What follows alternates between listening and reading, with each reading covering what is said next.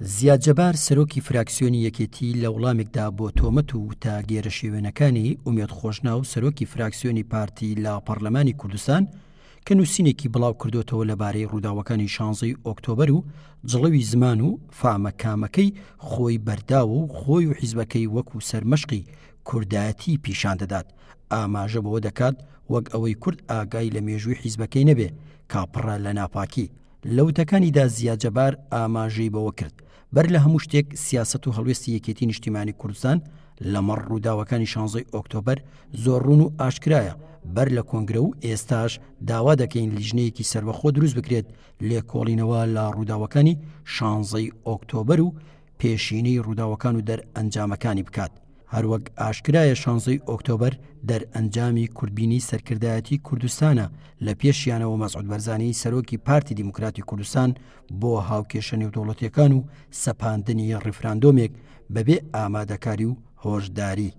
سەرۆکی فراکسیۆنی یەکێتی ئەوەشی خستۆتە ڕوو خۆ ئەگەر کەسێک پێویستی بێ بەرپرسیارەتی خۆی لە 16 ئۆکتۆبەر هەڵبگرێت بێت و دڵی بارزانیە کە دەیگوت هێند حساب بۆ هیچ کەس ناکەین. چەند دەوڵەت لە پشتمانە دواتر خۆ ناچەمێنین بەڵام شکا نەکچەمە لەگەڵ خۆشی 100 ساڵ خەونی کوردی بردە دواوە. زیاد جەبار لە درێژەی وتەکانیدا ڕاشی گیان ئومێد خۆشنا و گروپێک لە بەرپرسانی حیزبەکەی وەکو قیڕەی قاس ڕستە سواوەکان دەڵێنەوە وا باسی خیانەت دەکەن کە حیزبەکەیان خاوەن مێژوویەکی زۆر پاکژ و پەرێز پاک بێت و سەرکردەکانی حیزبەکەی لە نمونە و لە نەسلی شۆڕژگێڕە ڕاستەقینەکان بن. فەرمونون بەڵگەیەک ئەگەر بچووکیش بێت لەسەر ئەو خیانەتە بهێننەوە، بەڵگەیەک وەک وێنەکانی پاسەدا مەسێن لە سیویەکی ئاب یان بروسکەکانی ڕۆژنامەکانی بەعز بۆ ئەو پەڵە شەرمەزاریە. دەژڵێت فەرموو بەڵگەیەک بێنەرەوە کە یەکێتی خیانەتی کردووە وەک بەڵگە و گرتە ڤیدیۆیەکانی پێشکەوتنتان بۆ سەرکوردانی ڕۆژهەڵات لە هەشتاکاندا یان وەک بەڵگەکانی تەسلیمکردنەوەی شۆڕژگێڕان بە ئێران و تورکیا یان شەنگال تەسلیمی داعش کرا. کێ کردی و چۆن کرا؟ کەرکووک کێ سەرەتا چۆڵی کرد؟ یەکێتی یان هێزەکانی ئێوە؟ کێ شەهیدیدا لە کەرکووک بۆ بەرگریکردن لە حەشدی شەعبی؟ ئێمە بووین یان ژنەراڵە هەڵاتۆکانی ئێوە؟ زومار و ڕەبیعە و چەندان شوێنی تر بە چاوتروکاندنێ تەسلیمی داعش کرا و دواتریش تەسلیمی عێراق. هاوکات باسی لەوەش کرد سەیرە ئومێد خۆشنا و بتوانێت چەمکی ملهوڕی بەکاربهێنێ لە کاتێکدا دەوڵەت نەما لە ناوچەکە حیزبەکەی ملکەچ و ملهوڕی نەبێت.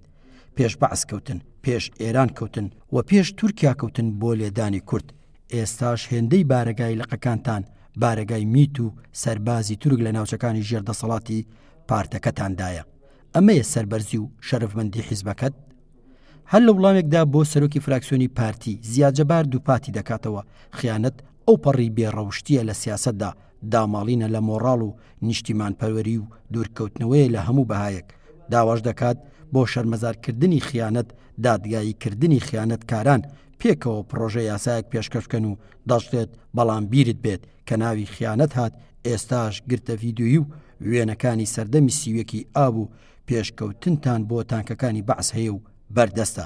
هێشتا بەڵگەکان ماون و تانکی بەعسان هێنایە ئەو باڵەخانەی کە ئێستا من و تۆ تێیدا پەرلەمانتارین لەوێشەوە دەست با بنبڕکردنی خیانەت لە ناو کووردا دەکەین.